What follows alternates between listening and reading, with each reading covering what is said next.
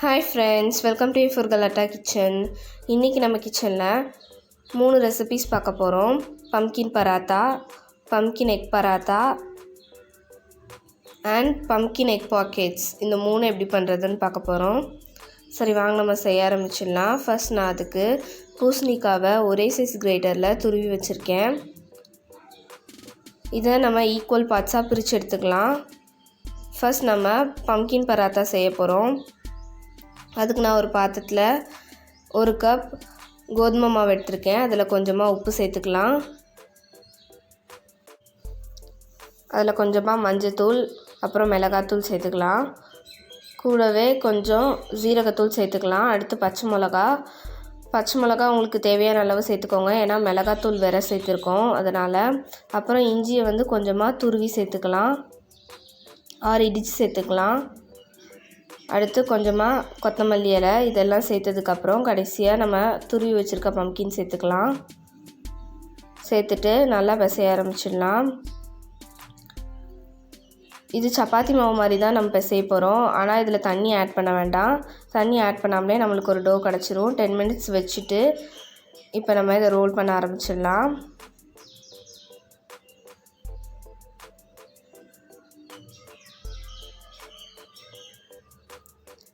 எப்போது நம்ம சப்பாத்திக்கு ரோல் பண்ணுற மாதிரி தான் ரோல் பண்ணோம்.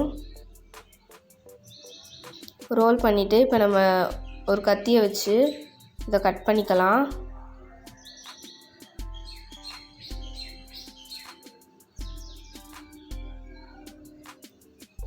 இப்போ நம்ம கட் பண்ணியாச்சு. கட் பண்ணதுக்கப்புறம் இதை ரோல் பண்ணிடலாம். ஒரு சைடு ரோல் பண்ணதுக்கப்புறம் அதை அப்படியே செகண்ட் ரோல் கூட கண்டினியூ பண்ணி ஒரே ரோலாக எடுத்துக்கலாம்.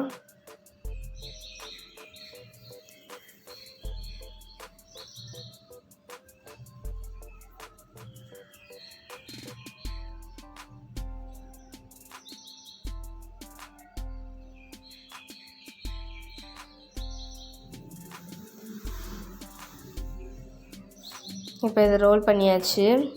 எக்ஸஸாக மாவு இருந்துச்சுன்னா அது இந்த மாதிரி மடக்கி விட்டுருங்க. இப்போ இதை நம்ம ரோல் பண்ண ஆரம்பிச்சிடலாம்.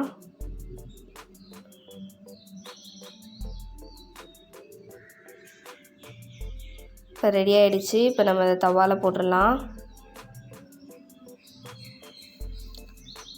ஒரு பக்கம் குக் ஆனதுக்கப்புறம் திருப்பி விட்டுட்டு இப்போ நம்ம அதில் ஆயில் சேர்க்க போகிறோம்.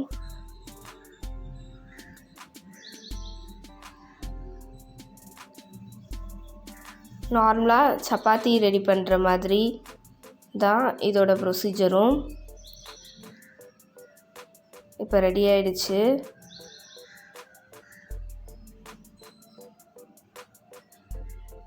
இப்போ நம்ம இதை எடுத்துடலாம். நம்மளோட பம்கின் பராத்தா ரெடி ஆகிடுச்சு. அடுத்து பம்கின் எக் பராத்தா பண்ணிடலாம். அதுக்கு நான் சப்பாத்தி மாவு பிசைஞ்சு வச்சுருக்கேன். எப்போவும் சப்பாத்தி ரெடி பண்ணுற மாதிரி அதே மாதிரி ரோலும் பண்ணிக்கலாம். இப்போ ஒரு பாத்திரத்தில் கொஞ்சமாக வெங்காயம் சேர்த்துக்கலாம். நான் கூட ஒரு கேரட் துருவி வச்சுருக்கேன், அதையும் சேர்த்துக்கலாம். கொஞ்சமாக கொத்தமல்லி இலை, அப்புறம் நம்ம பாதி பிரித்து வச்ச பூசணிக்காய், இதெல்லாம் சேர்த்துக்கலாம். அது கூட மிளகாத்தூள், உப்பு, ஜீரகத்தூள் இதெல்லாம் சேர்த்துட்டு அதில் நம்ம இப்போ எக் சேர்க்க போகிறோம். 2 முட்டை நான் சேர்த்துக்க போகிறேன். உங்களுக்கு எவ்வளோ வேண்டுமோ அதுக்கு மாதிரி இன்க்ரீடியன்ட்ஸ் குறைச்சிக்கவோ இல்லை கூட்டிக்கவோ செஞ்சுக்கோங்க.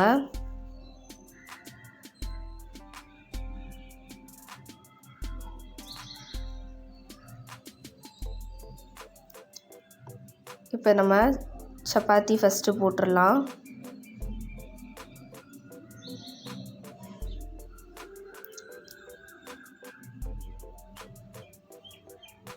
ஆயிலெலாம் சேர்த்ததுக்கப்புறம் அது நல்லா வெந்துடுச்சுன்னா தவாலேருந்து எடுத்துடலாம்.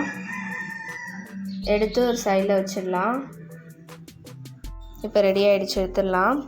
அடுத்து இதில் கொஞ்சமாக ஆயில் சேர்த்துட்டு நம்ம ரெடி பண்ணி வச்சுருக்க அந்த மிக்சரை சேர்த்து எல்லா பக்கமும் ஈவனாக ஸ்ப்ரெட் பண்ணிக்கலாம். ஓரளவுக்கு கீழே வெந்ததுக்கப்புறம் அதுக்கு மேலே நம்ம ரெடி பண்ணி வச்சுருக்க சப்பாத்தி சேர்த்துக்கலாம்.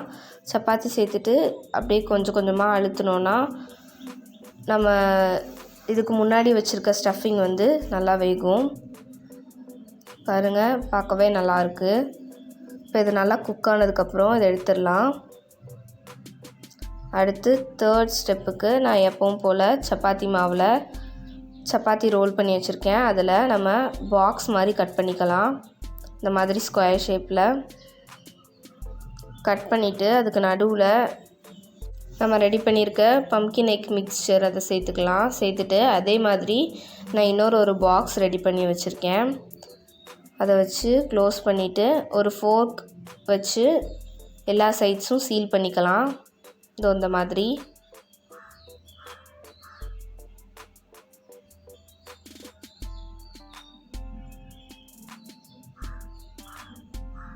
நாலு பக்கமும் இந்த மாதிரி சீல் பண்ணதுக்கப்புறம் நம்ம அதை தவாவில் போட்டுடலாம்.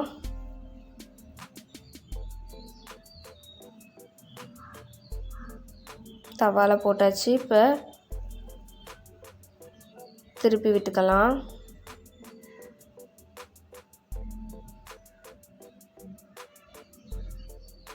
இப்போ அதில் ஆயில் சேர்த்துக்கலாம்.